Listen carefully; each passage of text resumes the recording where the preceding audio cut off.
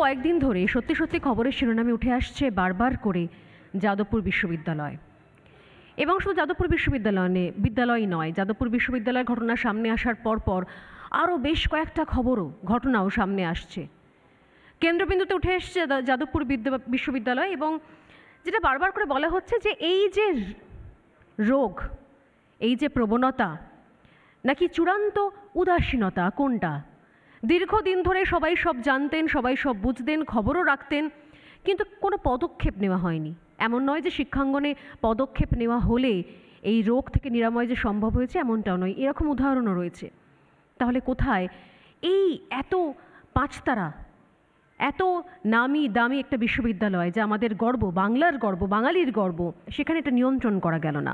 এই অবস্থার যাতে উন্নতি হয় সেটার জন্য ব্যবস্থা নিতে হবে। তার জন্য অনেকগুলি ব্যবস্থা, যেমন প্রথম বর্ষের ছাত্রদের জন্য আলাদা হোস্টেল, এক্স স্টুডেন্টদের বের করে দেওয়া, যারা এক্স স্টুডেন্টদের রাখবে তাদের এগেনস্টে শাস্তিমূলক ব্যবস্থা নেওয়া, এবং অবশ্যই কাউন্সিলিং করানো, সেন্সিটাইজেশন প্রোগ্রাম করা, এবং ছাত্রদের কাছে আরও বেশি করে পৌঁছানো, ফার্স্ট ইয়ারের ছাত্রদের কাছে anti ragging committee, anti ragging squad, তাদের ফোন নাম্বার নিয়ে পৌঁছে যাওয়া।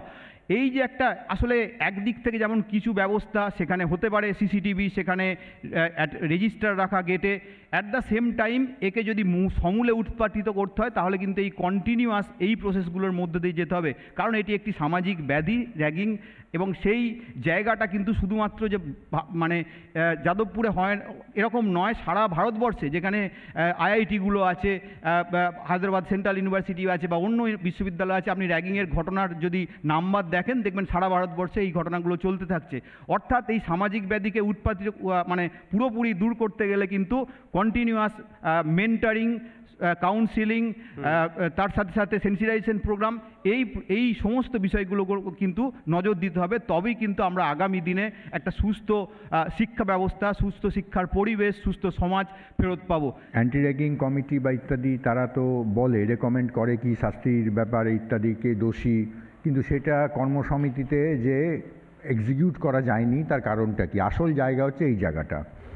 যাদবপুর বিশ্ববিদ্যালয়ের যে মারণ রোগ র্যাগিং হয়েছে, তার সাথে আরেকটা রোগ খুব যুক্ত, যে যদি কোনো ছাত্রকে অ্যাকশান নেওয়া হয়, তার বিরুদ্ধে প্রপার ব্যবস্থা নেওয়া হয়, যেটা কর্তৃপক্ষকে করতে হয়, তো সেক্ষেত্রে দেখা গেছে যে সেই কর্তৃপক্ষ বা সেই আধিকারিক তৎক্ষণাৎ ঘেরাওয়ের কবলে পড়ে। এক অমানবিক পণবন্দি করা সিস্টেম সেই ঘেরাওয়ের কবলে পড়ে যায়, এবং সেই সময় তাকে বাঁচাতে শুধুমাত্র শিক্ষক ছাড়া আর কারোর ওপর ভরসা করা যায় না।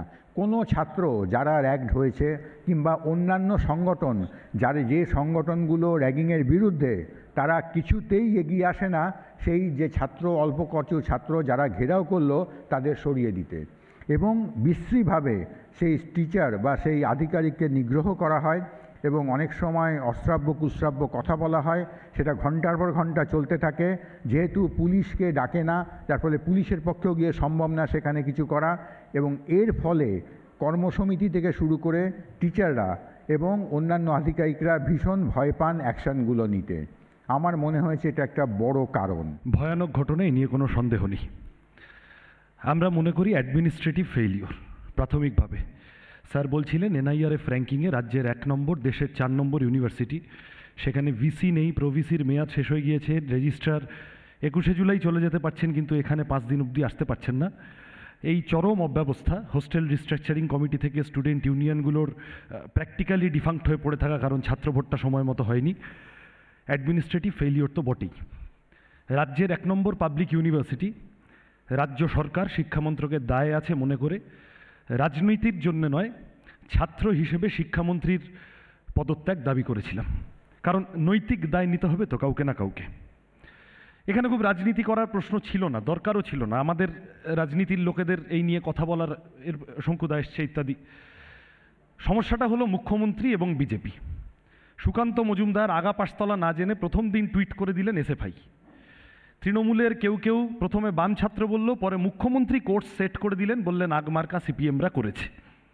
ফলত এখন কিছু বলতে হলো তখন। তারা দায় যারা সরাসরি জুটা নামক শিক্ষক সংগঠন করেন, কিন্তু বকলমে সিপিএমের পুরো তল্পিবাহক হিসেবে কাজ করেন। আমি সরাসরি এই অভিযোগ করছি। কেন? কারণ সেদিন তারা বসে মিটিং করেছিলেন পার্থ চট্টোপাধ্যায়ের সাথে বিকাশ ভবনে। মিটিং শেষ হওয়া মাত্রই ডেকে পাঠানো হয় যাদবপুর বিশ্ববিদ্যালয়ের তৎকালীন উপাচার্য অভিজিৎ বাবুকে। দোষ কী ছিল? অভিজিৎ বাবু সিসিটিভি লাগাতে চেয়েছিলেন। দোষ কী ছিল? অভিজিৎ বাবু গভীর রাতে হস্টেলে ঘুরতেন। দোষ কী ছিল? অভিজিৎ বাবু চেষ্টা করেছিলেন ছাত্র শিক্ষক সম্পর্ক তৈরি করার। দোষ কী ছিল? অভিজিৎ বাবু চেয়েছিলেন যেভাবে যাদবপুরকে কলুষিত করবার চেষ্টা করছে একটা শ্রেণী, নিজেদের ব্যবহার করবার চেষ্টা করছে বিভিন্ন উদ্দেশ্য প্রণোদিতভাবে যাদবপুরকে নিজেদের কাজে, তাদের বিরুদ্ধে তিনি রুখে দাঁড়িয়েছিলেন। তাই তাকে সরাতে হবে। কারা বড়ে হলো? ছাত্ররা। আন্দোলনের নাম কি হলো? হোক কলরব। ফান্ডিং কারা করলো? যাদবপুরকে যারা ড্রাগ আর গাঁজার মার্কেট হিসেবে ব্যবহার করেন তারা পেছন থেকে পয়সা দিলেন। ও শুধু তারা নন, তথাকথিত মাওবাদীরা। আমি সরাসরি আক্রমণ করছি। তারা এখন প্রকাশ্যে এসেছেন, তারা বলছেন আমরা যাদবপুরে অ্যাক্টিভ আছি। তারা সেদিনও অ্যাক্টিভ ছিলেন। তারা চান না সিসিটিভির আলোকে সরাসরি প্রকাশ্যে এসে রাজনীতি করতে। তাই এই লুকো ছাপা ব্যাপারকে বাঁচিয়ে রাখার জন্য যে ষড়যন্ত্র হয়েছিল, সেই ষড়যন্ত্রের ফসল অভিজিৎ বাবুকে ডেকে বলা হয়েছিল বিকাশ ভবনে যে আপনি ছেড়ে দিন, আপনাকে রেজিগনেশন দিতে হবে। আমরা সবাই মোটামুটি কলেজ স্কুলে পড়েছি, হয়তো এমন কোনো স্কুল কলেজ না যেখান থেকে আমাদেরকে শুনতে হয়েছে আগে চান্স পেয়ে দেখা। মোটামুটি ছোটো ছোটো স্কুল কলেজ থেকে আমরা পড়েছি। তার একটা ছোট্ট বিবরণ আমরা জানি যে কি বাইরে একটা সিকিউরিটি কাকু দাঁড়িয়ে থাকে যে আইডি কার্ড না থাকলে তোমাকে ঢুকতে দেবে না, যাতে বহিরাগতরা ভেতরে প্রবেশ না করে কোনো নুইসেন্স ক্রিয়েট না করে। সেকেন্ড, দুটো ছেলেমেয়ে যখন স্কুলের ভেতরে মারপিট করে তখন তার প্রিন্সিপাল যখন তাকে ডাকে তখন সে বলে যে স্যার আমি তো এটা করিনি। তখন বলে এই সিসিটিভিটা দেখো, তুমি মেরেছো, তোমার পেরেন্টসকে রাখো, সার্টিফিকেটটা নিয়ে বেরিয়ে চলে যাও। থার্ড, আমরা স্কুলে টিফিন ভাগ করে খেতাম, জল ভাগ করে খেতাম, কোল্ড ড্রিঙ্কস ভাগ করে খেতাম। কিন্তু চোখটা বন্ধ করে ভাবুন, আপনাদেরকে এমন একটা ইউনিভার্সিটির কথা আজকে বলবো, আপনারা ভাববেন এটা কি গল্প না সত্যি। এমন এক ইউনিভার্সিটি যার গেটে কোনো গার্ড নেই, যে ইচ্ছা ঢুকতে পারে, যখন ইচ্ছা ঢুকতে পারে। গোটা রাত খোলা থাকে এই ইউনিভার্সিটি। কেউ বন্দুক নিয়ে ঢুকুক, কেউ মদ খেয়ে ঢুকুক, তার কোনো আসে যায় না।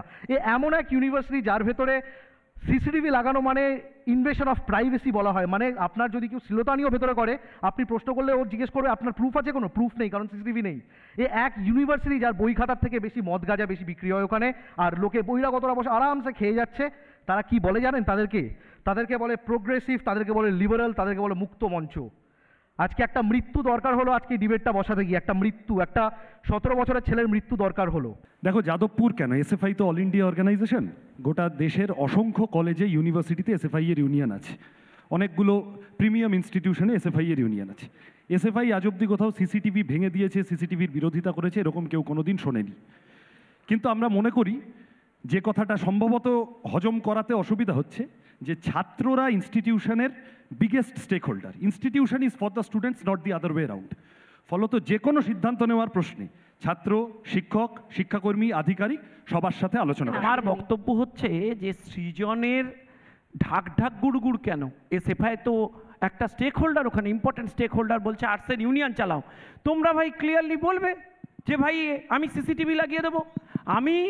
তুমি আজকে আঙুল তুলে দিচ্ছ, এক সেকেন্ড ভাই, তুমি আজকে আঙুল তুলে দিচ্ছ, একটু পেশেন্স রাখো সৃজন। তুমি এতক্ষণ বলেছো, এটা শুনে নাও, তারপরে আমি তোমার উত্তর নেবো। তুমি আজকে বলেছো যে তৃণমূল ছাত্র পরিষদ হচ্ছে এর জন্য রেসপন্সিবল। ভাই, তৃণমূল ছাত্র পরিষদ যাদবপুরে ঢুকতে পারে না, আন্দোলন করতে পারে না। অন্য কোনো ডানপন্থী দল, তাকে তোমরা স্পেস দাও না। এটার নাম কি? গণতন্ত্র।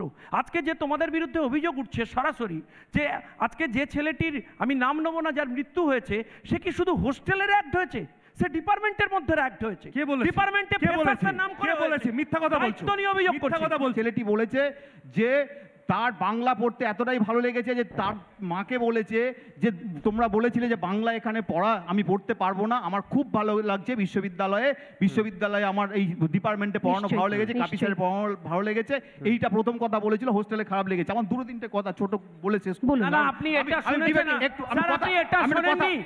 ডিপার্টমেন্টে ফ্রেশার্সে ওকে বলা হয়েছিল একটি মেয়েকে গিয়ে প্রেম নিবেদন করতে, বলা হয়নি? এটা র্যাগিং নয়। যেটা বলতে চাইছি, আমরা গতকাল আবেদন জানিয়েছি যে যাদবপুরের স্ট্রেংথ হচ্ছে তার একাডেমিক্স।